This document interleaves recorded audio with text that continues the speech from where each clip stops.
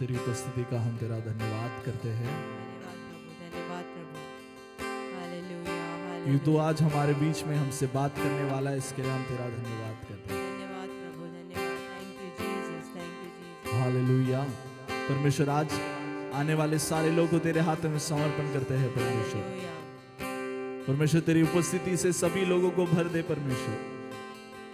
Hallelujah. तेरी उपस्थिति को समझ पाए, तेरी उपस्थिति को जान पाए। हालेलुया। हम मिलकर ये प्रार्थना करते हैं परमेश्वर कि जो भी आज आते हैं परमेश्वर वो वापस वैसे ही नहीं जा पाए। Hallelujah hallelujah hallelujah. हम तेरी आराधना करते हैं परमेश्वर, हम तेरी महिमा करते हैं। यीशुआ, हालेलुया। हालेलुया धन्य तेरा नाम परमेश्वर। हालेलुया। धन्यवाद परमेश्वर, धन्यवाद परमेश्वर, तेरा नाम धन्य है। हम तेरी आराधना करते हैं, हालेलुया हम तेरी महिमा करते हैं यहोवा, थैंक यू जीसस। क्योंकि तू हमारे बीच में काम करने वाला जिंदा खुदा थैंक है। You Lord. हालेलुया तू हमारे बीच में काम करने वाला जिंदा परमेश्वर है, इसके लिए हम तेरा धन्यवाद करते हैं। धन्यवाद धन्यवाद प्रभु। मैं चाहता हूँ सारे लोग थोड़े समय उस प्रार्थना मनोभाव से Thank you, परमेश्वर की Lord. उपस्थिति में धन्यवाद बैठे प्रभु, धन्यवाद यीशु मसीह। कि परमेश्वर की उपस्थिति आज हमसे बात करने के लिए, थैंक यू जीसस। धन्यवाद कि प्रभु, परमेश्वर की धन्यवाद। उपस्थिति आज हमारे जीवन में काम करने के लिए धन्यवाद प्रभु, धन्यवाद प्रभु। हम प्रार्थना मनोभाव से परमेश्वर की उपस्थिति में बैठे हैं। है खुदा, हम तेरी उपस्थिति में आते हैं। है खुदा, हम तेरे चरणों में आते हैं। है खुदा, हम तेरी उपस्थिति में आते हैं, तो हमसे बात कर। हालेलुया ये एक प्रार्थना मनोभाव से बैठे सारे लोग। खुदा, हम तेरी उपस्थिति में आते हैं। Hallelujah hallelujah. धन्यवाद थैंक यू जीसस। परमेश्वर, आज आदि में जिस आत्मा से वचन लिखा था वही आत्मा से तो हमें बात कर परमेश्वर। Hallelujah thank you Lord, thank you परमेश्वर, आज की सुबह में परमेश्वर हम तेरी उपस्थिति में आते हैं। धन्यवाद। थैंक यू लॉर्ड, वी धन्यवाद। Thank you Lord. सारा आदर और महिमा देते हैं परमेश्वर तुझे। धन्य हो तेरा नाम। Hallelujah thank you Lord. हम तेरी आराधना करते हैं परमेश्वर, हम तेरी महिमा करते हैं।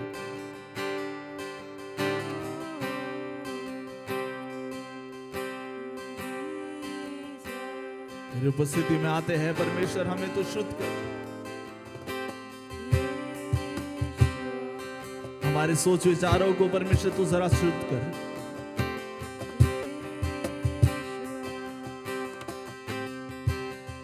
क्या हम सब लोग मिलकर थोड़े समय ये प्रार्थना कर सकते हैं? परमेश्वर, पिछले एक हफ्ते हमारे जीवन में आए हुए कमी गलतियों को तू जरा माफ कर परमेश्वर।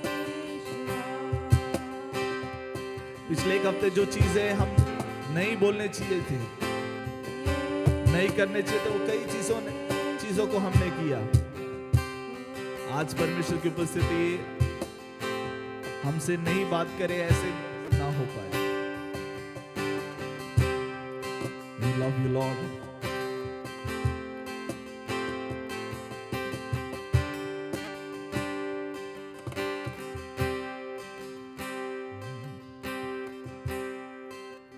हम बच्चे हैं परम पिता, बढ़ना है हमें वचनों से। हम बच्चे हैं, हम बच्चे हैं परम पिता के। बढ़ना है हमें वचनों में। हालेलुया हालेलुया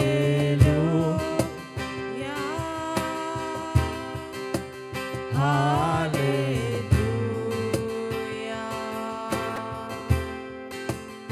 हालेलुया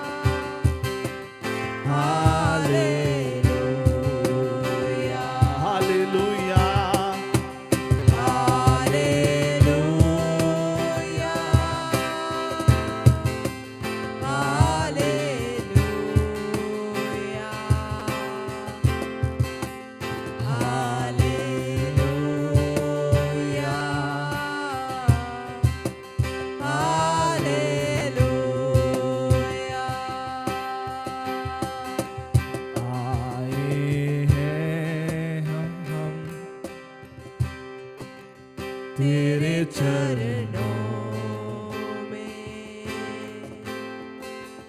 लेकर हम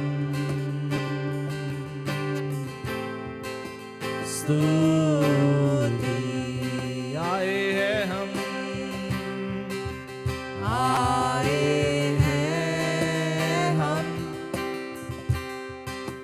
तेरे चरणों में लेकर हम स्तुति hallelujah hallelujah hallelujah hallelujah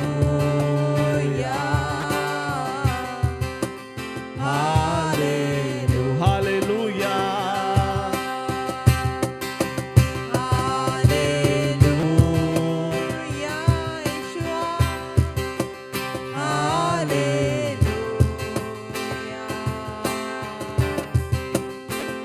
hallelujah hallelujah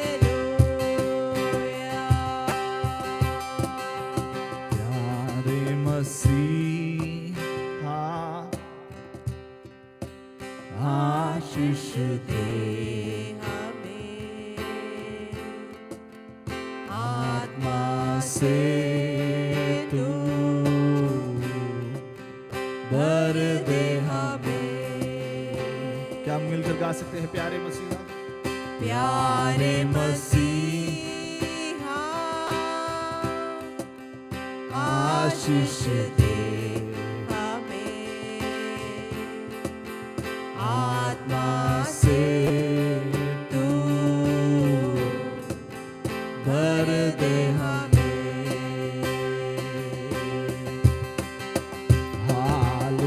hallelujah hallelujah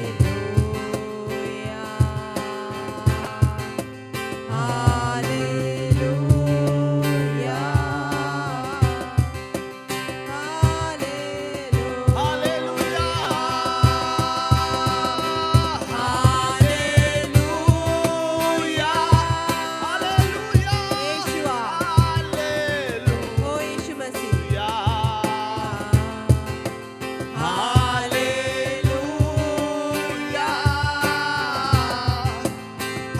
hallelujah hallelujah hallelujah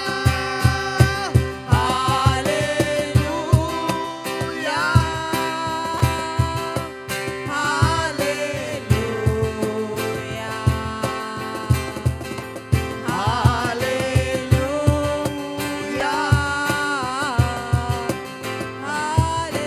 hallelujah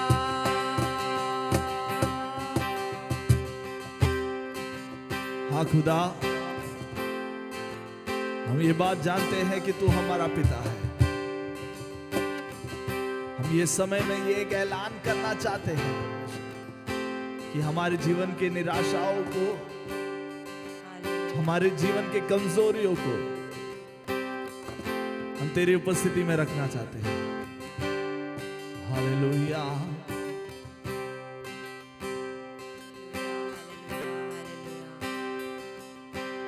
आओ हम यहोवा का धन्यवाद करें, अपने सारे हृदय से वंदना करें।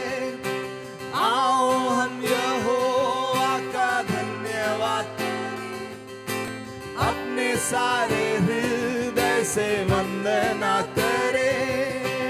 उसके फाटकों में स्तुति करें और ललकारें।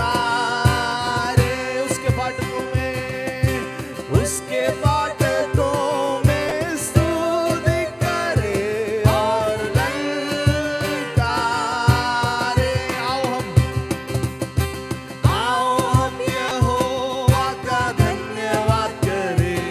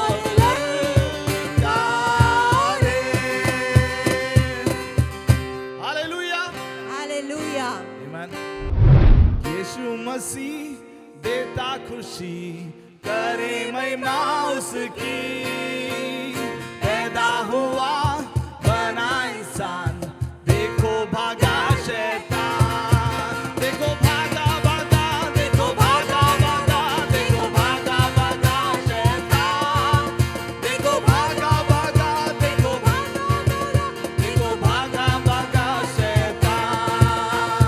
नारे लगाओ, जय गीत गाओ, शैतान हुआ परेशान, मिलके गाओ। नारे लगाओ, जय गीत गाओ, शैतान हुआ परेशान, ताली बजाओ, नाचो, देखो भागा शैतान, ताली बजाओ, नाचो, देखो भागा शैतान। यीशु मसीह देता खुशी, करे महिमा उसकी, करे महिमा, पैदा हुआ बना, देखो भागा शैतान, देखो भागा, देखो भागा भागा, देखो भागा भागा, देखो देखो भागा भागा, देखो भागा भागा शैतान। गिरने वालों उठो चलो, यीशु बुलाता तुम्हें। गिरने वालों उठो चलो, यीशु बुलाता तुम्हें। छोड़ दो डरना, अब क्या है, हुआ है जिंदा यीशु मसीह। छोड़ दो डरना, अब क्या है मरना, हुआ है जिंदा यीशु मसीह। यीशु मसीह देता खुशी, करे महिमा उसकी, पैदा हुआ बना इंसान, देखो भागा शैतान, ओ देखो भागा, देखो भागा भागा, देखो भागा भागा, देखो भागा शैतान, देखो भागा भागा, देखो भागा भागा, देखो भागा भागा, जोर से बोलो, देखो भागा, देखो भागा भागा, देखो भागा भागा, देखो भागा भागा शैतान, देखो भागा भागा। देखो भागा भागा, देखो भागा भागा शैतान। अभी मेरे साथ ना, आप लोग थोड़ा शांत ठंडा हो गए तो मेरे साथ एक्शन करके करेंगे। गिरने वालों, सब लोग जरा कैसे करें, गिरने वालों, गिरने वाला कैसा रहता है, गिरने वालों उठो चलो, यीशु बुलाता तुम्हें। चलो, गिरने वालों उठो चलो, यीशु बुलाता तुम्हें। अभी छोड़ दो डरना, अब काहे मरना, हुआ है जिंदा यीशु मसीह। छोड़ दो डरना, अब क्या है मरना, हुआ है जिंदा यीशु मसीह। यीशु मसीह देता, करे महिमा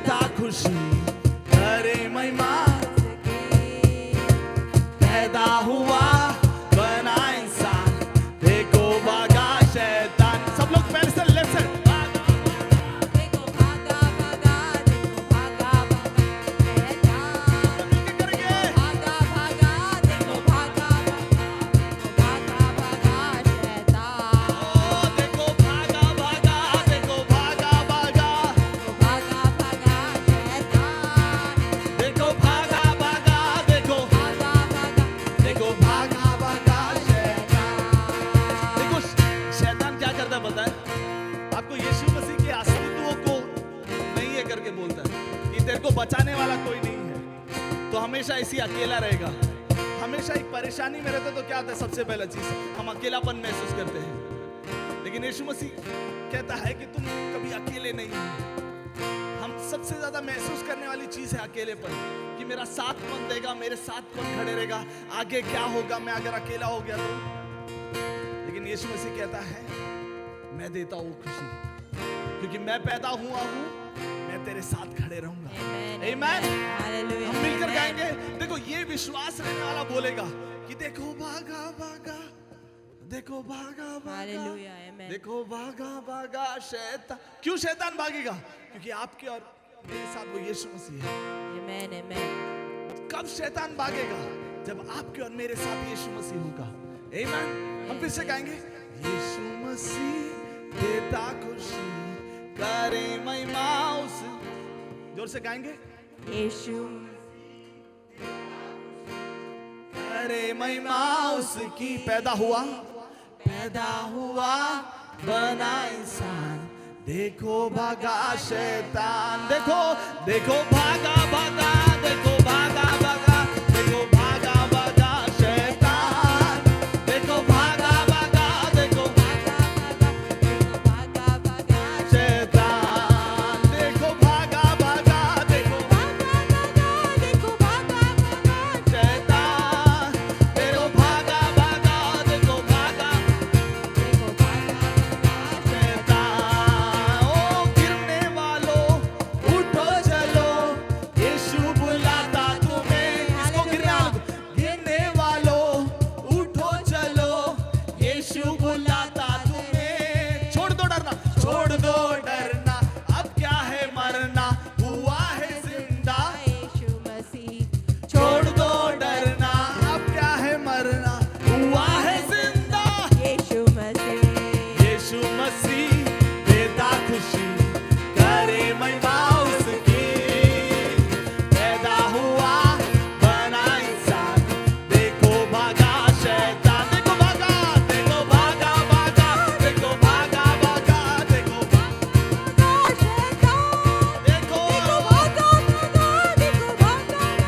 देखो भागा भागा शैतान, देखो भागा भागा, देखो भागा भागा, देखो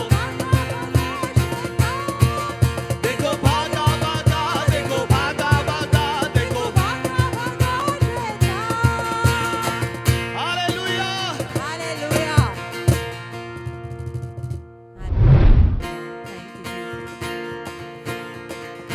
क्रूस पर अपना खून बहाया, मुझ पापी को दी शिफा।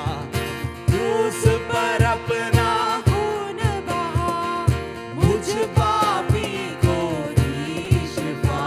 वो मन मेरे तू बोल सदा। हालेलुया। मन मेरे तू बोल सदा, बोलो जय जय बोलो जय शिव की जय, बोलो जय मिलकर जय, बोलो जय शिव की जय, बोलो जय जय जय, बोलो जय मिलकर जय, बोलो जय शिव की जय, बोलो जय मिलकर जय, बोलो जय शिव की जय, बोलो जय जय जय।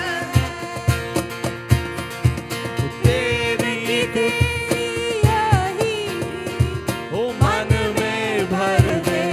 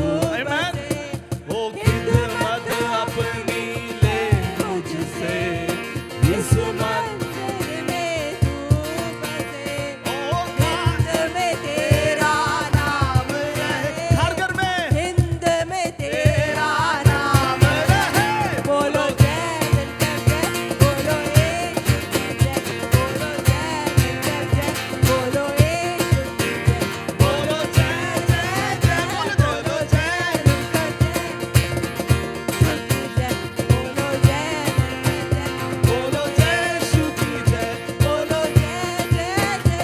ओ तेरी कुदरत की यह शान, खुद ही दाता, खुद ही दाता, तेरी कुदरत की यह शान, खुद ही दाता, खुद ही दाता। पूरे कर मन के अरमान, पूरे कर मन के अरमान। बोलो जय मिलकर जय, बोलो जय यीशु की जय, बोलो जय मिलकर जय, बोलो जय यीशु की जय, बोलो जय जय जय, बोलो जय मिलकर जय, बोलो यीशु की जय, बोलो जय मिलकर जय, बोलो यीशु की जय, बोलो जय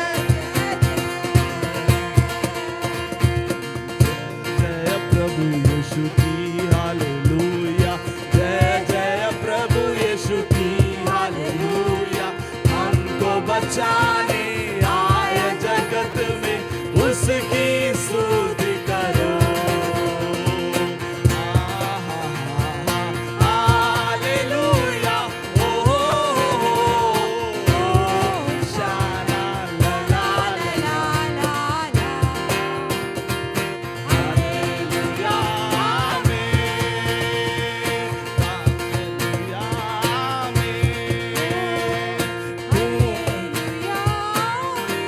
आमीन। खून की धारा बहती सुली से, जिसमें धुले सब पाप। वो धो तुम अपने हृदय को, उसमें रहे नादान। खून की धारा बहती सुली से, जिसमें धुले सब पाप। धो तुम अपने हृदय को, उसमें रहे नादान। बोलो जय जय प्रभु यीशु की हालेलुया, जय जय प्रभु यीशु की। हमको बचाने आया जगत में, उसकी स्तुति करो। गाओ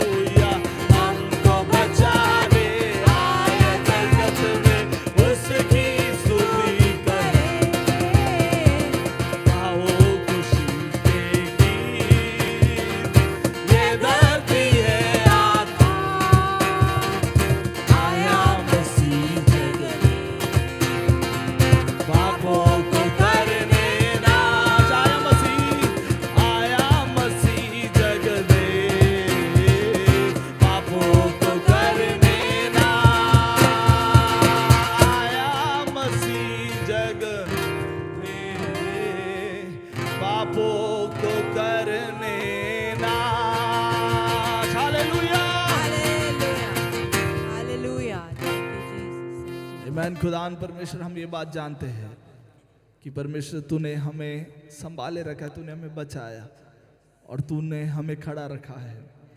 क्या हम मिलकर उस परमेश्वर का धन्यवाद कर सकते हैं? Thank you Lord, thank you Lord, thank you Lord. धन्यवाद परमेश्वर, धन्यवाद परमेश्वर।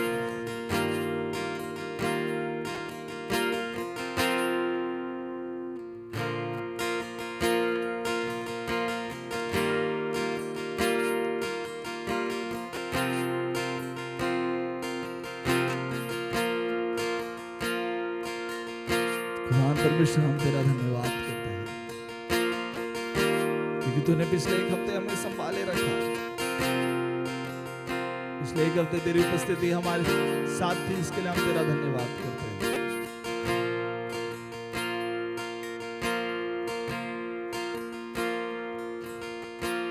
तू कभी न छोड़े मुझको शांतता संकट में भी, तू कभी न छोड़े मुझको हर चढ़ाई हर उतार, तू कभी न छोड़े मुझको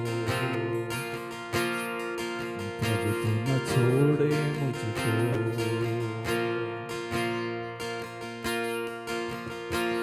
तू कभी न छोड़े मुझको शांतता संकट में भी, तू कभी न छोड़े मुझको हर चढ़ाई हर उतार, तू कभी न छोड़े मुझको प्रभु तू न छोड़े मुझको।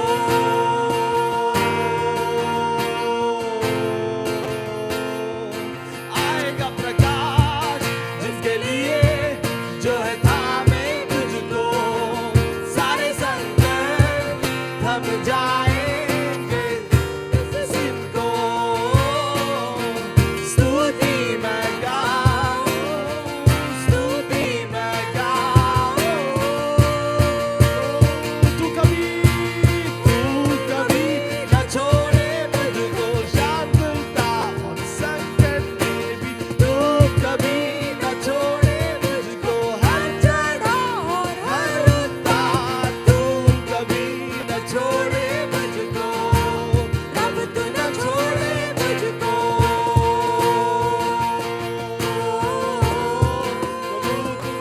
प्रभु तू न छोड़े मुझको।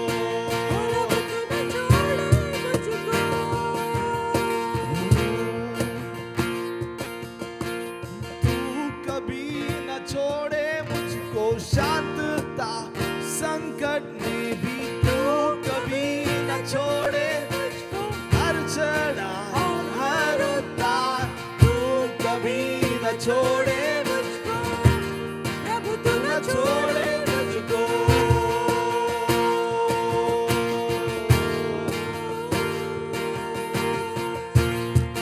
हाँ प्रभु, तू हमको कभी छोड़ने वाला परमेश्वर नहीं, तू हमारे साथ खड़े रहने वाला परमेश्वर है, इसके लिए हम तेरा धन्यवाद करते हैं। परमेश्वर तू राजा का राजा है, तू प्रभु का प्रभु है, इसके लिए हम तेरा धन्यवाद करते हैं। Thank you Lord.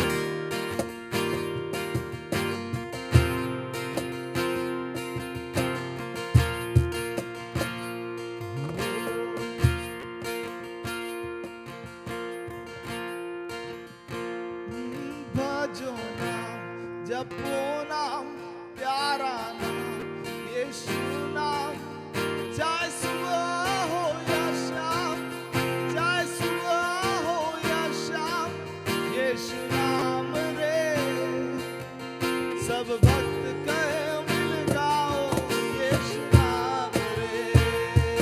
भजो नाम जपो नाम प्यारा नाम यीशु नाम, चाहे सुबह हो या शाम, यीशु नाम रे सब भक्त कहो मिल गाओ, यीशु नाम रे।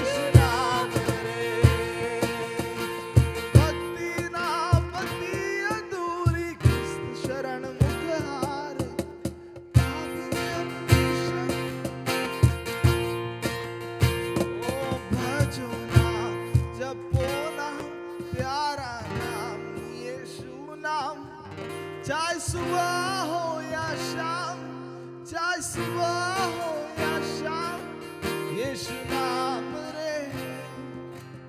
सब भक्त गाओ मिल गाओ यीशु नाम रे। सब भक्त कहो मिल गाओ यीशु नाम रे।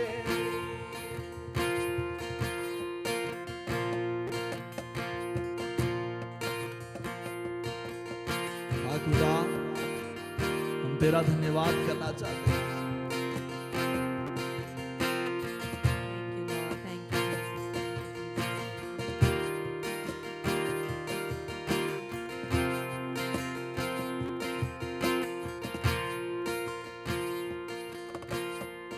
यीशुआ, हालेलुया।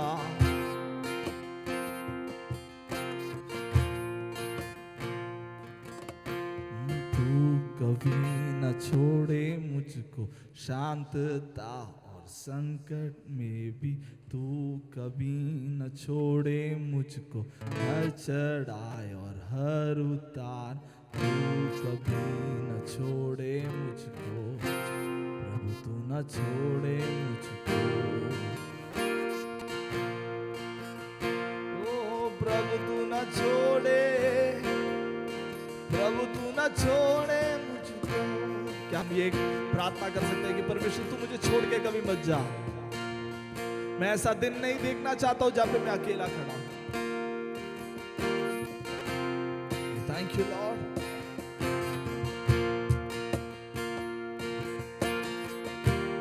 एक समय ले हम सब लोग थोड़े समय अपने मुंह खोलकर उस परमेश्वर से थोड़े समय हम बात करें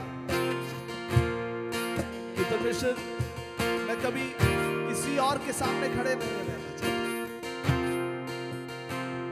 Thank you, Lord.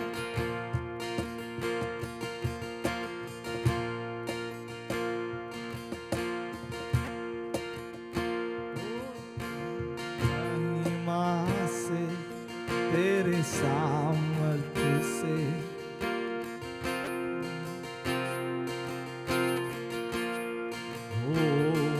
तेरी महिमा से तेरे सामर्थ्य से तेरे से तू अभिषेक कर दे। ओ आ पवित्र आत्मा, आ पवित्र आत्मा, आ पवित्र आत्मा,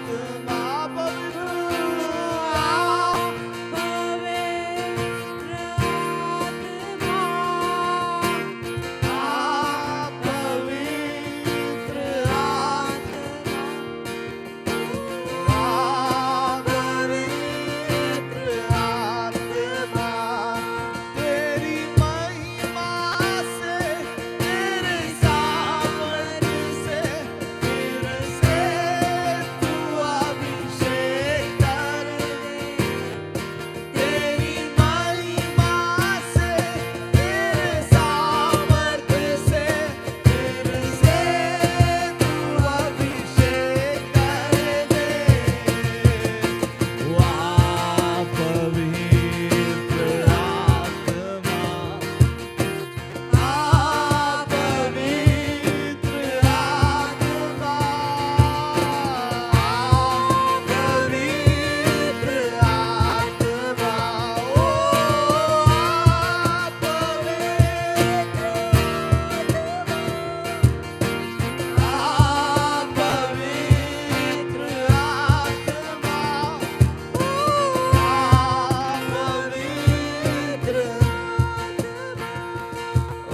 आ पवित्र खुदान परमेश्वर, हम तेरा धन्यवाद करते हैं कि तू हमसे बात करने वाला जिंदा खुदा है। इसके लिए हम तेरा धन्यवाद करते हैं।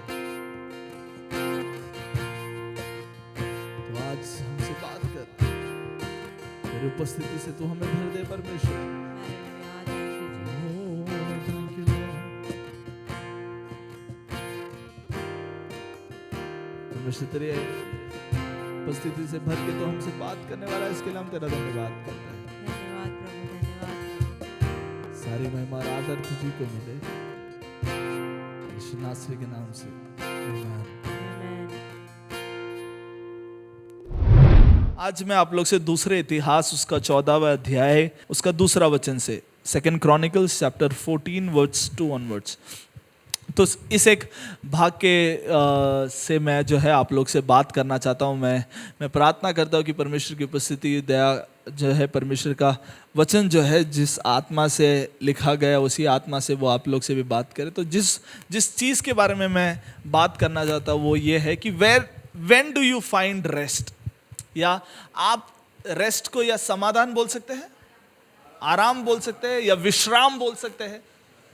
कब तुम अपने जिंदगी में विश्राम को प्राप्त करते हो, इस एक चीज के बारे में मैं आज आप लोग से बात करना चाहता हूं, क्योंकि ये एक चीज कई बार हमारे पास से चली जाती है। हम विश्राम या समाधान से कभी कभी ऐसा हो जाता है कि हम समाधान से कुछ खा भी नहीं सकते। मैं ऐसे लोगों को देखा जो इतना ज्यादा बिजी रहते, कभी कभी वो लोग खाना भी खड़े रह के खाते। वो लोग बोले अरे बस, तभी भी वो लोग नहीं भाग दौड़ है।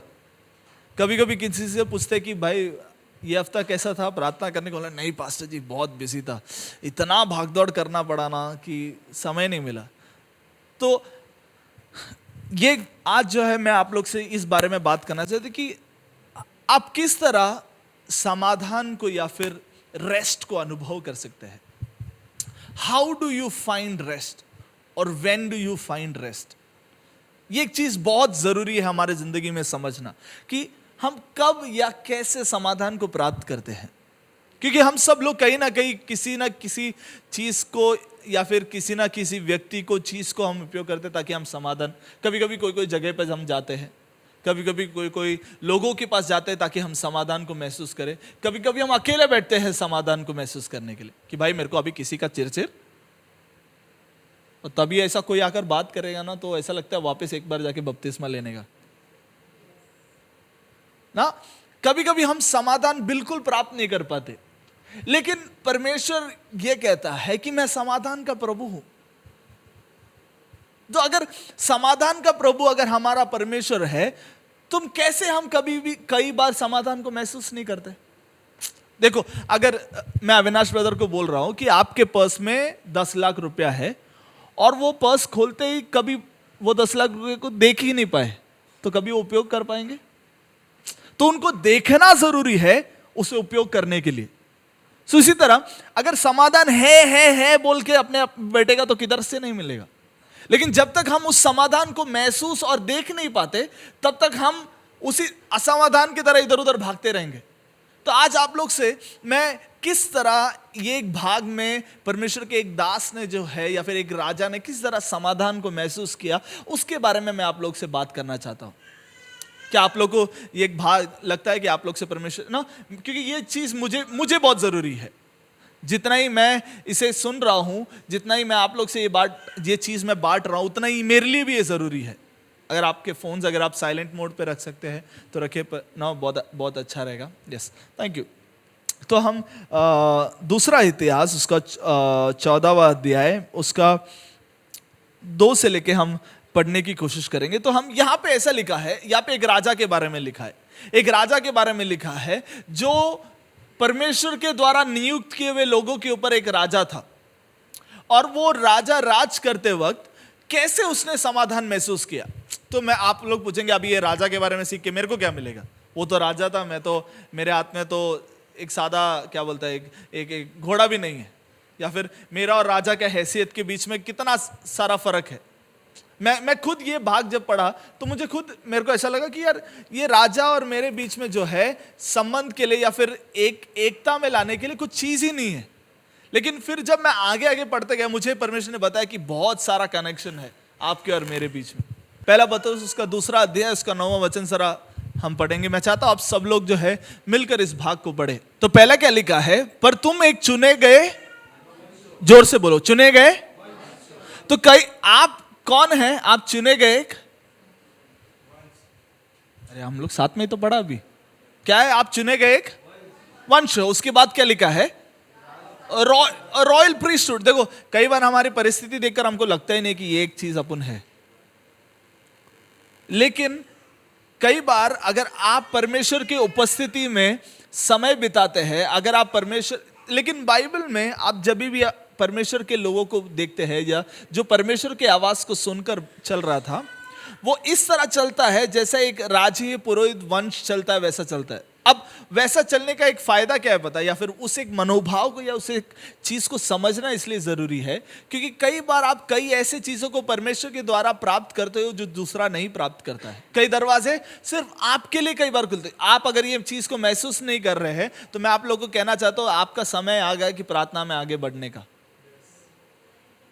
तो यहां पे आपको मैं दूसरा इतिहास उसका 14 अध्याय उसके दूसरे वचन से जरा मेरे को कोई पढ़कर सहायता करे। 14वां अध्याय उसका दूसरा वचन से मैं आपको एक राजा के बारे में बताना चाहता हूं कि उसने किस तरह महसूस किया। यस, ऐसा लिखा है राजा के बारे में। क्या लिखा है कि राजा ने वही किया जो उसके,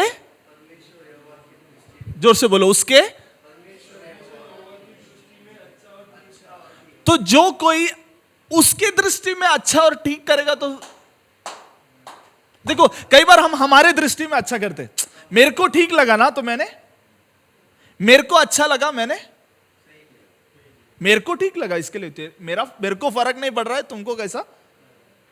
लेकिन मसीह जीवन में अगर आप जीते हैं तो आपका पर्सपेक्टिव या फिर आपका दृष्टि जो है वो आपके हिसाब से नहीं है। वहां पे ऐसे लिखा है, देखो एक राजा जिसके पास कोई कुछ नहीं बोलेगा कि वो कैसा भी जिएगा, तो कोई कुछ नहीं बोलेगा, तू कैसा भी कर, राजा अगर जो चाहिए वो कर सके। राजा का पावर कितना रहता है, उसके सामने कितने लोग किसी और के सामने सिर नहीं झुकाए तो भी राजा के सामने। लेकिन वो राजा कहता है कि उस राजा के बारे में ऐसा टेस्टिमनी बताया कि आसा ने वही किया जो उसके परमेश्वर यहोवा की दृष्टि में अच्छा। इसका मतलब राजा को पता था भले मैं राजा है, मुझे देखने वाला एक परमेश्वर है। भले मेरे ऊपर कोई नहीं है लेकिन मेरे को देखने वाला एक। जब आप जिस दिन से आप अपनी जिंदगी को ये दृष्टांत से देखते हो कि मेरी जिंदगी परमेश्वर देखता है, यह समझना बहुत जरूरी है। कई बार हमको लगता है कि हमको देखने वाला कोई नहीं है, हमको समझने वाला कोई नहीं, हम कुछ भी चाहिए वो सब चीज हम कर सकते हैं। लेकिन जिस दिन हम इस बात को समझें कि हमें देखने वाला एक परमेश्वर है, हम उस दिन से कई चीजें करेंगे नहीं जो हम आज कई दिनों से हम छोड़ना चाहते हैं। कई बार हमको लगता है अरे कोई देख रहा ही नहीं है, किसी को पता ही नहीं चलने वाला ना। पता कैसे चलेगा कि मैं जूम मीटिंग में प्रार्थना करते प्रार्थना कर रहा हूं या कर रही हूं या क्या कर रहा हूं। लेकिन सिर्फ हमें और परमेश्वर को पता है कि मैं क्या कर रहा हूं। मैं आज इसलिए ये चीज को बता रहा हूं क्योंकि हम सब लोग को समाधान अपने जिंदगी में चाहिए। मुझे चाहिए, आप लोग का पता नहीं, लेकिन अगर हमें उस समाधान को प्राप्त करना है तो परमेश्वर जो कह रहा है वो चीजों को करना भी उतना ही जरूरी है। अभी अच्छा और सही में का फर्क मैं आप लोगों को बताता हूं। अच्छा चीज, अगर सहरा रो रही है तो सहरा को उठाना अच्छा चीज है। लेकिन राइट चीज क्या है पता है, अगर एक दिन विजयराज ब्रदर और ब्लेसी सिस्टर उसको देखने को भूल गए और फिर भी रो रही है तो आप जाकर उसको उठाकर खिला रहे, वो सही चीज है। जब आपको कोई देख रहा नहीं है तब आप करने वाली चीजें सही है। वो गुड के कैटेगरी में नहीं आता, वो क्या बोलते हैं अच्छे के कैटेगरी में नहीं आता, वो ठीक के कैटेगरी में आता है। हम कई बार अच्छी चीजें करते हैं लेकिन ठीक चीजें करना भूल जाते हैं। परमेश्वर की दृष्टि में हम अच्छे और ठीक चीजें करना बहुत जरूरी है। Make it a challenge. हम हमारी जिंदगी में हम एक चैलेंज के तौर पे लेंगे कि परमेश्वर मैं सिर्फ अच्छे में अपने आप को सीमित नहीं करना चाहता, मैं ठीक चीजों को भी करना चाहता हूं। क्योंकि इसका फायदा क्या है देखो, जब हम ये चीज करना चाहते हैं ना तो दो तीन चीज इसके साथ साथ करनी चाहिए जो ये राजा भी करता है। यहां पे जो है चार चीजों के बारे में लिखा है, चार चीजों के बारे में लिखा है जो वो तोड़ता है। और इस अध्याय में चार चीजों के बारे में लिखा है जो वो बनाता है। तो मैं आपको 8 चीजों के बारे में बताना चाहता हूं जो तोड़ना और बनाना जरूरी है। ठीक है, आजू बाजू वाले को बोलो अपन 4 चीज तोड़ने वाला है और 4 चीज बनाने वाला है। 4 चीज तोड़ेंगे,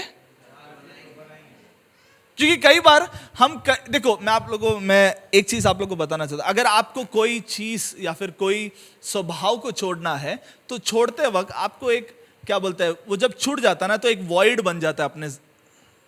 जब आप क्या बोलते हैं, जब आप एक चीज को जब एक स्वभाव को जो बहुत सालों से करते आ रहे हैं, अगर आप जब उसको छोड़ देते हैं तो वो एक जगह पे एक गैप आ जाता है।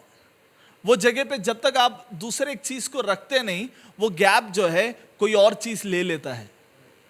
तो जितना ही तोड़ना जरूरी है उतना ही नई चीज को बनाना भी जरूरी है। पहली चीज उसके 3 वचन में ऐसा लिखा है, दूसरों को चढ़ाए हुए वेदियों को उसने पहले हमारे जिंदगी, देखो परमेश्वर के वचन में ऐसा लिखा है, ऑल्टर्स, वहां पे वेदियों के बारे में लिखा है। दूसरे परमेश्वरों का जो वेदी है, परमेश्वर के अलग किसी और चीज की वेदी जो उसके जीवन में खड़ा किया था, उस सबको पहला तोड़ा। उसका मतलब आपके जिंदगी में आप किसकी वेदी चढ़ाते हैं वो जानना बहुत जरूरी है। देखो वेदी सब लोग चढ़ाते हैं, लेकिन आप किसकी वेदी चढ़ा रहे हैं? परमेश्वर का वचन कहता है जब कभी हम परमेश्वर से ज्यादा किसी चीज को हम चाहते हैं, हम उसकी आराधना, हम उसके सामने वेदी, तो सबसे पहली चीज अगर आपको समाधान को महसूस करना है तो वेदियों को जांचना और कौन सी वेदी मुझे तोड़ना है यह समझना बहुत जरूरी है। तो सबसे पहली चीज उसने किया वो यह है कि ही फाउंड फॉरेन ऑल्टर्स। इसका मतलब सही वेदी और गलत वेदी एक की जिंदगी में रह सकती है और वो जाने बिना आगे चल सकता है। इसका मतलब देखो, हम कई बार परमेश्वर को आराधना करते हुए वेदी चढ़ाते हैं, लेकिन स्वभाव में हम दूसरी वेदी चढ़ाते हैं। आराधना करते हुए हम अच्छे से आराधना करते हैं, लेकिन बातचीत करते वक्त हमारे वेदी और हमारे बातचीत में आसमान जमीन का। लेकिन परमेश्वर कहता है यहां पे इस भाग में ऐसा, राजा ऐसा लिखा है, उसने सबसे पहली चीज ऐसे लिखा है, ही रिमूव्ड फॉरेन ऑल्टर्स। पहली चीज जो आपकी जिंदगी से आपको तोड़ना यह है कि दूसरे वेदी जो आपकी जिंदगी में बनाए हुए हैं, उन वेदी को समझकर उनको तोड़ना सीखो। अपने आने वाले दिनों में परमेश्वर से पूछो, परमेश्वर क्या वो ऐसी चीज है जो तेरे अलावा मेरे जीवन में खड़ी है। देखो ऐसा लिखा है दानियल के बारे में कि दानियल ने प्रार्थना किया, लेकिन उसका प्रार्थना पहला दिन ही आ गया। लेकिन जो है फारसी प्रभु जो है, पर्शियन राजा जो है, उसके प्रार्थना को रुकाए रखता है। इसका मतलब कई चीजें आपके प्रार्थनाओं को रुक के रखने की ताकत रखती है, लेकिन इसका मतलब दानियल ने वहां पे प्रार्थना नहीं की, ऐसा नहीं लिखा है। दानियल, मेरे को सबसे ज्यादा पसंद वाली चीज, दानियल को समझ में आया कि उसका प्रार्थना रुका हुआ है।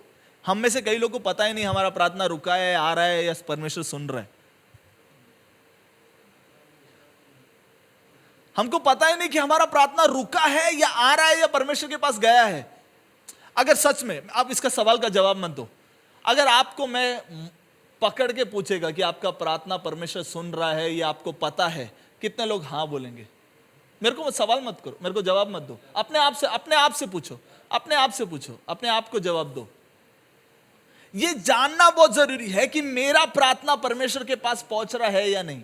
मेरे प्रार्थना को मेरे उपस्थिति से परमेश्वर की उपस्थिति में पहुंचना है, तो मुझे यह जानना जरूरी है। अब वो कब पहुंचेगा वहां पे? जब हम कई अन्य वेदियों को जो हमारे द्वारा हमने खड़ा किया है और दूसरों ने खड़ा किया है। देखो मैं आपको एक चीज बताना चाहता हूं, कई बार क्या होता है पता है, आप कई लोगों से संबंध करने की वजह से कई वेदियां खड़े हो जाती है। मैं आप लोगों को एक उदाहरण देना चाहता हूं। अविनाश ब्रदर यहां पे आओ।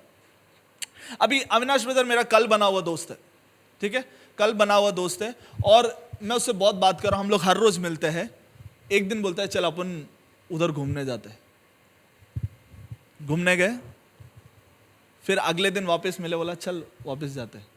फिर हम लोग जाते जाते बोलता है चल ना थोड़ा तंबाकू खा ले, साथ में जा रहा है ना, अरे वो चीज देख ले थोड़ा। तो क्या है, छोटी छोटी वेदियां अपने आप बन जाती है कई लोगों के संबंध की वजह से। कई बार क्या होता है, हम नए जॉब पे जाते हैं, जॉब पे जाने के बाद वहां पे जॉब पे इतना फोकस रहता है कि प्रार्थना करने का मन ही नहीं करता, समय नहीं मिलता, फिर वहां पे एक वेदी खड़ा हो जाता है। आपकी जिंदगी में आपको जानना है कि क्या ऐसी एक वेदी है जो मेरे परमेश्वर के और मेरे परमेश्वर के संबंध और मेरे बीच में खड़ी है। क्योंकि हम लोग सब लोग समाधान महसूस करने के लिए बुलाए गए लोग हैं, और फिर क्यों ऐसा क्यों होता है कि हम समाधान महसूस नहीं कर पाते? क्यों ऐसा होता है कि हम परमेश्वर की उपस्थिति को महसूस नहीं कर पाते? क्योंकि कई चीज उसके बीच में खड़ी है।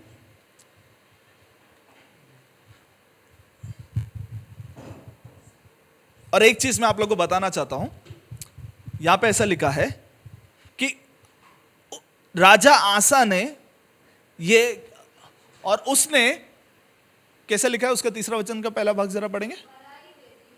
और उसने पराई वेदियों को, विजयराज ब्रदर, किसी और ने लिखा है वहां पे लिखा है उसने। इसका मतलब मैं आपकी वेदी तोड़ नहीं सकता, मैं सिस्टर का वेदी तोड़ नहीं सकता,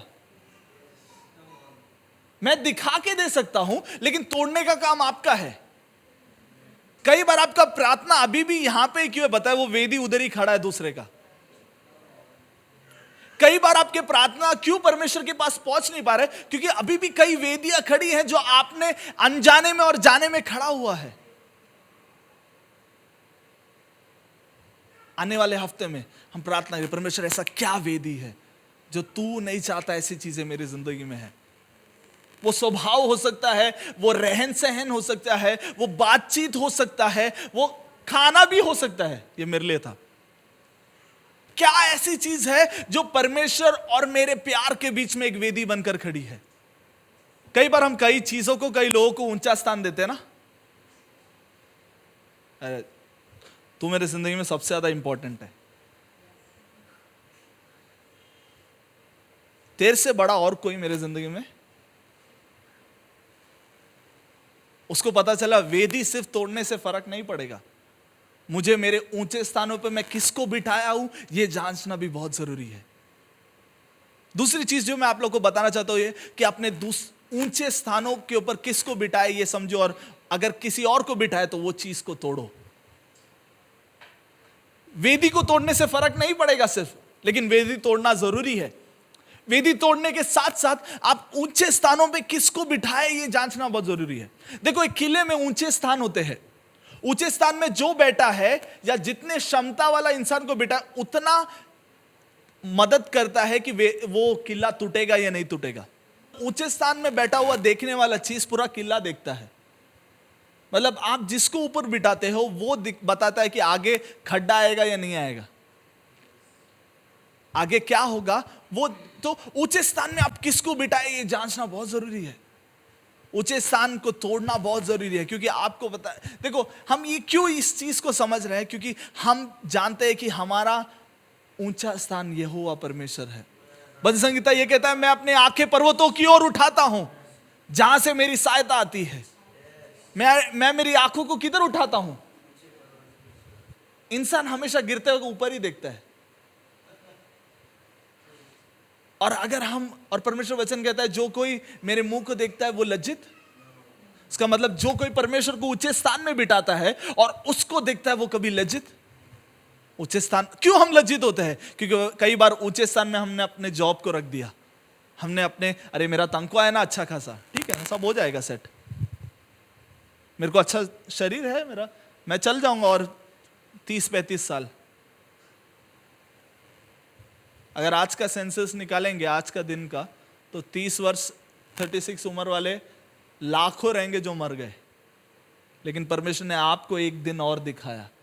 आपकी उम्र वाले, कभी गूगल में से डाल के देखो मेरे उम्र वाले कितने लोग आज मरे या ये महीने में मरे। और फिर क्यों परमेश्वर ने, मैं डराने के लिए ये चीज कह रहा नहीं हूं, लेकिन सिर्फ बताना चाहता हूं कि परमेश्वर ने आपको एक और दिन दिखाया, एक और दिन दिखाया उस परमेश्वर के मुंह को देखने के लिए। तो दूसरा चीज उसने क्या तोड़ा? उसने ऊंचे स्थानों को तोड़ा। और तीसरा चीज,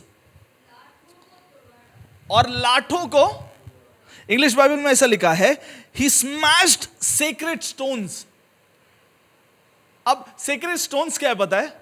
सेक्रेड स्टोन्स जो है वो कई चीजें हैं जो आप आपके लिए स्पेशली दिए गए हुए हैं, जो गलत लोगों की वजह से आपके पास आए हैं। कई बार कई लोग कई चीजों को देते हैं, लेकिन वो जरूरी नहीं है कि वो सिर्फ आपके लिए प्यार से दिया हुआ चीज है। मैं थोड़ा और सिंप्लीफाई करना चाहता हूं। सीक्रेट स्टोन्स ना उस टाइम पे ये था कि अगर समझो ये वो पत्थर है, समझो मैं इसलिए देता हूं विजयराज ब्रदर को कि जब तक ये आपके पास है, ये इससे कनेक्शन, जो चीज इससे कनेक्शन रखता है वो आपकी मदद करते रहेगा।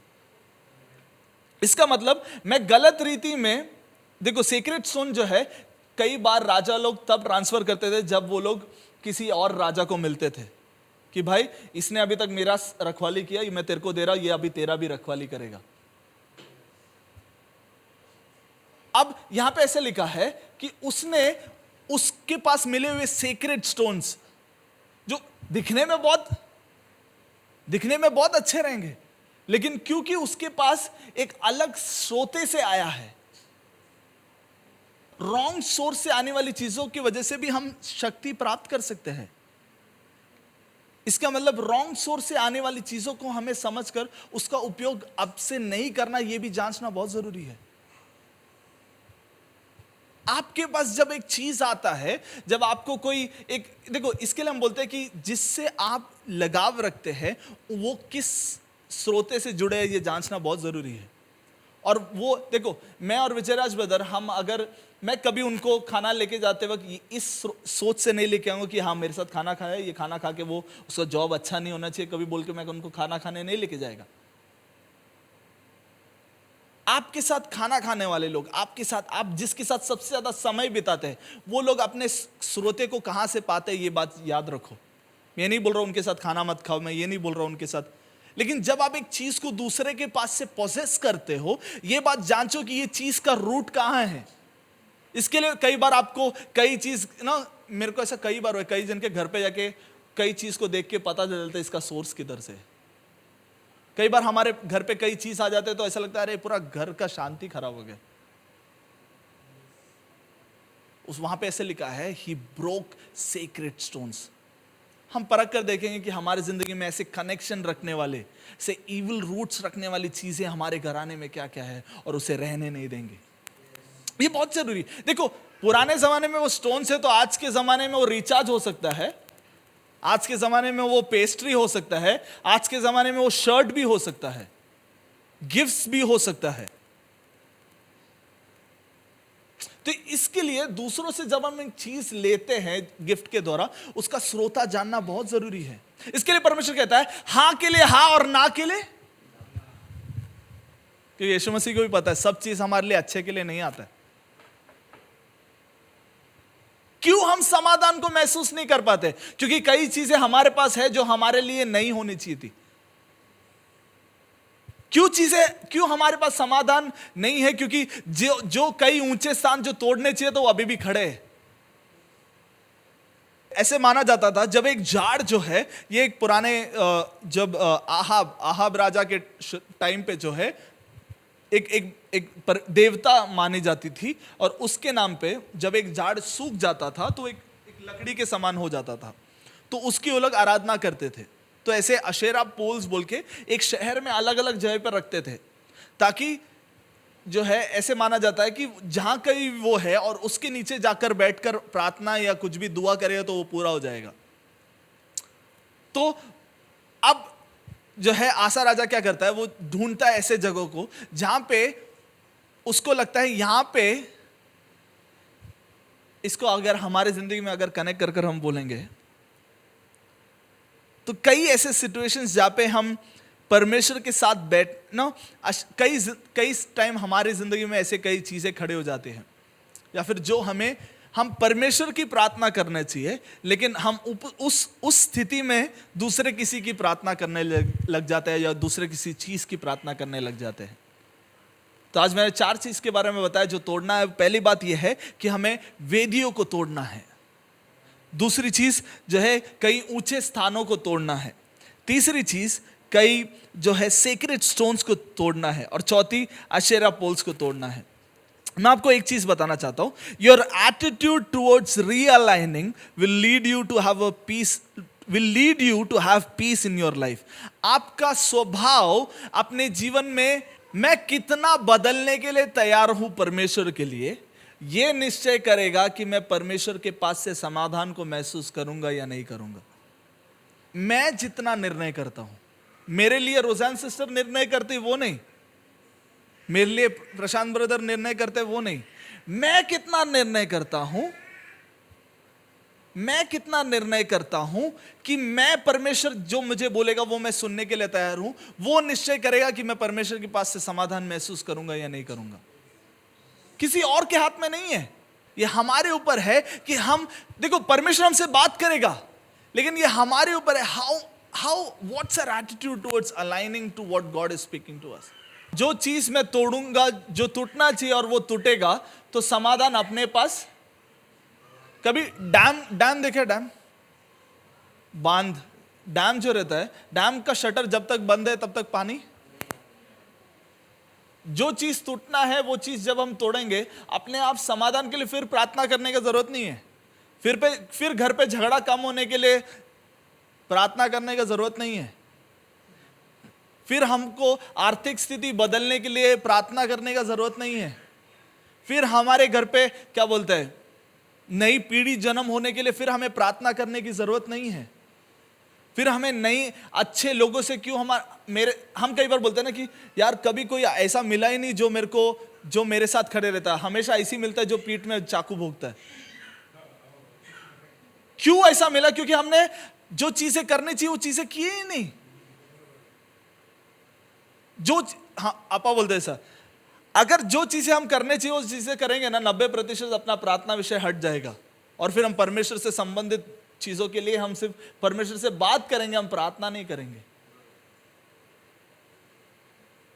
हम डीमार्ट के बिल की तरह बिल भेजते हर महीना परमेश्वर के पास, हर प्रार्थना विषय में डीमार्ट के आधा किलो ये, पाव किलो वो। और जिस दिन से बपतिस्मा लिया उस दिन से अभी तक हमारा प्रार्थना में, मैं हमेशा कभी कभी अपने प्रार्थना को रिकॉर्ड करके सुनता हूं, मैं क्या प्रार्थना कर रहा हूं, क्योंकि थोड़ा बदलावट आना चाहिए ना 1-2 महीने में।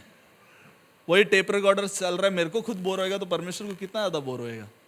मैं जब मेरे जीवन में जो तोड़नी चाहिए वो चीजों को तोड़ूंगा, तो मेरे जीवन में कौन समाधान को डालता है?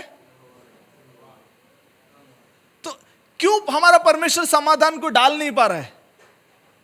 क्यों कई चीजों को हम प्रार्थना कर कर उत्तर को प्राप्त नहीं कर पा रहे?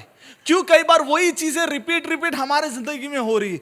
क्यों वही पैटर्न और साइकिल और चीजें हमारे जिंदगी में वापस होती आ रही है? क्योंकि हमने जो चीजें तोड़ने वो चीजों को अभी भी खड़ा रखा है।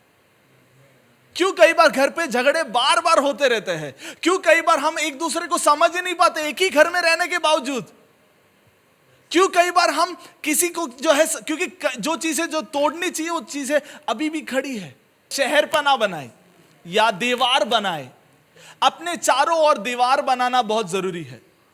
I just feel like telling you this कि make sure the walls that you have build around yourself is from the Lord. It's very ये बहुत आसान हो जाता है कि हम कई दीवारों को खड़ा कर देते हैं, कई स्थितियों की वजह से हम डिफेंस सिस्टम खड़ा कर देते हैं हमारे विरोध में, क्योंकि हमने इतना गलत हमारी जिंदगी में महसूस किया है कि हम कई दीवारों को खड़ा कर देते हैं हमारे सामने। और उसकी वजह से क्या होता है पता है? कोई हमको मदद करने के लिए आएगा ना, तभी भी हम वो दीवार खड़ा है इसके वजह से वो मदद नहीं कर पाते। कई चीजों की वजह से कई दीवार आपने खड़ा किया है, लेकिन I want to tell you that start building walls that God want you to build. Now, I know there are situations in your life because of that you have built certain walls. But ask God, God, is this wall necessary? Give me your grace, give me your favor that I will build a wall. Yeah, God bless you. Now, यहाँ पे पहली चीज उसके बारे में लिखा है कि उसने दीवार बनाया, क्योंकि उसको पता था कि अभी मुझे जो तोड़ना है वो चीज मैंने तोड़ दिया, अब वो चीज वापस नहीं होना चाहिए। उसके लिए सबसे पहली चीज मुझे दीवार बनाना पड़े। दीवार मतलब ये चीज जो बाहरी चीज अंदर नहीं आना चाहिए।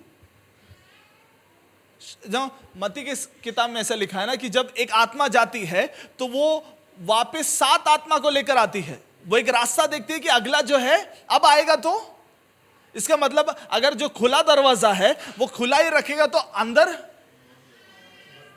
तो अगर हमने कोई चीज अभी तोड़ा है तो अभी हमारा काम है अभी कोई चीज बाहर से हमारे अंदर, सबसे पहली चीज जो हमें बनाना है वो है दीवार, कि अभी मेरे और दूसरों में एक फर्क होगा। Build a wall between you and the people. परमेश्वर, जिस शुरुआत में मैंने दूसरे पत्रों से, क्योंकि आप चुने गए वंश हो। अब चुने गए वंश का सबसे बड़ा फर्क क्या पता है? वो दूसरा जैसा चलता है वैसा चलता नहीं है। वो दूसरा जैसा बात करता है वैसा बात नहीं करता है। उसके और दूसरे के बीच में एक दीवार है। वो दीवार क्या है पता है? जो हम जब बपतिस्मा लेते हैं तभी होता है कि हम परमेश्वर को धारण करते हैं, और वो हमें बताता है कि ये दीवार हमें बताती है कि हम अभी उस पार जा नहीं सकते हैं। दूसरों के तौर, देखो हर शहर के बीच में एक दीवार होता है जो बताता है कि भाई तेरा जगह उधर है, मेरा जगह। जब आप एक दीवार को खड़ा करते हैं, आप ये कहते हैं ये जगह इसके अधीन है। तो मतलब हम क्यों दीवार बनाते हैं? क्योंकि परमेश्वर हमारी रक्षा करे। कई बार हम दीवार इसलिए बनाते हैं क्योंकि कोई अंदर नहीं आना चाहिए, लेकिन हमारा दीवार इसलिए बनना चाहिए क्योंकि परमेश्वर हमारी रखवाली कर रहा है। हम कई चीजों को आज के बाद अगर हमारे जिंदगी में नहीं आने देंगे, क्यों? क्योंकि परमेश्वर यहोवा हमारी रक्षा कर रहा है। अब जब पहले हमने पढ़ा कि किस तरह ऊंचे स्थानों को तोड़ा। अब ऊंचे स्थानों को तोड़ने के बाद अब वो नए गढ़ों को बनाता है। वो गढ़ को बनाता है। देखो गढ़ का मतलब परमेश्वर, देखो गढ़ का मतलब आप एक ऐसी चीज बना रहे हैं जो सबसे ऊपर है और वो आपकी रक्षा करता है। आप अभी परमेश्वर को अपने उपस्थिति में रखते हो या परमेश्वर को अपनी जिंदगी में रखते हो, कहते हो परमेश्वर तू अभी मेरा गढ़ है, मैं तुझे मेरे जिंदगी में रखना चाहता हूं। हम परमेश्वर को हमारे जीवन में एक गढ़ बनाकर स्थापित करेंगे। हम किसी और चीज को नहीं करेंगे, हम परमेश्वर को करेंगे। दूसरी चीज जो उसने बनाई वो है गढ़ बनाए। तीसरी चीज उसने गेट्स बनाए कि अभी मैं निश्चय करूंगा क्या कितने समय में अंदर आएगा और क्या कितने समय में। सिर्फ उसने दीवार नहीं बनाया, उसने गेट्स भी बनाए कि भाई अब मेरा परमेश्वर जब तक कहता नहीं है इसको खोलने का, मैं खोलेगा नहीं किसी के लिए। कई बार हम हमेशा अपने चारों ओर दीवार बना देते हैं, लेकिन ये बात भूल जाता है कि परमेश्वर कभी कभी हमारे अंदर आना चाहिए तो वो दीवार को लिए गेट तो बनाना जरूरी है ना। वहां पे ऐसे लिखा है ही बिल्ड गेट्स एंड बार्स। उसने जो है गेट्स बनाए और बार्स बनाए ताकि जो सही समय पर जो आ सके और सही समय पर यहां से बाहर भी जा सके। हमारी जिंदगी में हमें ये चीज बनाना बहुत जरूरी है कि परमेश्वर तू जब हमारे अंदर आना चाहे तब मैं आ पाऊं, और जब तू जो चीजों को मेरे अंदर से निकालना चाहे वो चीजें मेरे जीवन से निकल जाए। ये चीज को बनाना बहुत जरूरी है। तो 4 चीज जो तोड़ना जरूरी है उसमें से एक चीज ये है कि आप अपने वेदियों को तोड़े, ऊंचे स्थानों को तोड़े, सेक्रेड स्टोन्स को तोड़े, और कई चीजें जो आपके जीवन में खड़े हैं उन चीज को तोड़े। 4 चीज जो बनाना है उसमें से एक दीवार बनाना है, गढ़ों को बनाना है, और जो है फाटकों के पल्लों को और बेड़ों को बनाना है। और जो कोई ये बनाता है उसके बाद ऐसा लिखा है क्योंकि हमने अपने यहोवा परमेश्वर की खोज की है।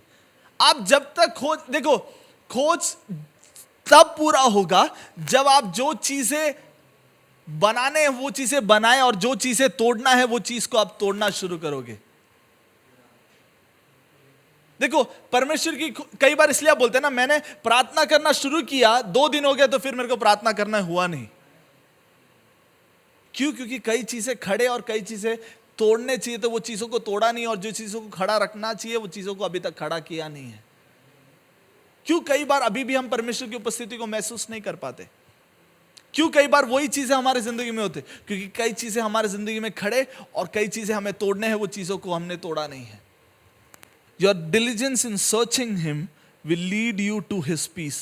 आपका उसको खोजने के प्रति जो आपका मनोभाव है या फिर आपका जो शीघ्रता है वो निश्चय करेगा कि आप उसके पास से समाधान को महसूस करेंगे या नहीं करेंगे।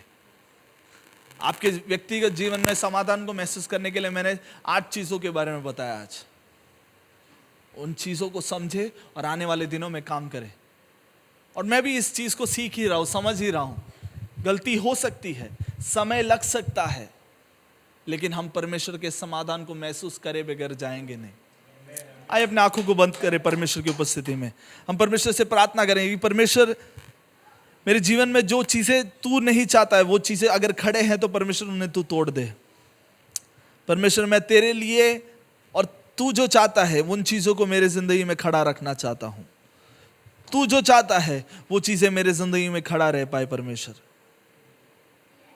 तू राजाओं का राजा है, तू प्रभु का प्रभु है, इसके लिए हम तेरा धन्यवाद करें। विशेष करके ये समय में परमेश्वर, जो वेदी परमेश्वर हम अभी परमेश्वर हमारे लोग यहाँ पे चढ़ाने वाले हैं, उन वेदी के लिए मैं प्रार्थना करना चाहता हूँ।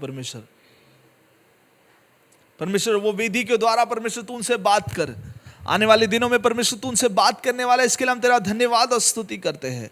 परमेश्वर, हमारे व्यक्तिगत जीवन में हमने कई चीजों को हमारे जिंदगी में खड़ा रखा है, लेकिन परमेश्वर हम तुझे खड़ा रखना चाहते हैं। हम हमारे जिंदगी में पहला स्थान देना चाहते हैं।